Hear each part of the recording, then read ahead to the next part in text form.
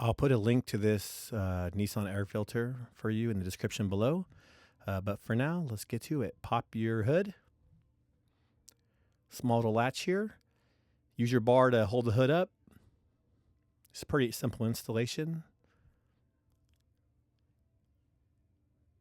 most of the time.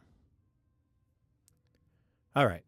So 2 little clips here, pull them down, and it's actually held in the back, so you got to like lift up and pull towards you. And this is your old air filter, and you can tell it's pretty dirty. Just look inside of it. Help me, breathe. All right, so now get the new one. Looks nice and clean. As you can tell, this spot right here on the bottom, this is actually going to face down towards the floor. Go ahead and fit it in.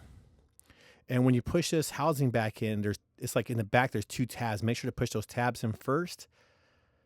Sorry for being in your way, but push the tabs in first and then push it down.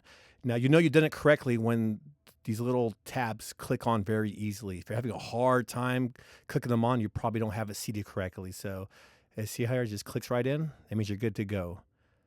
Thank you.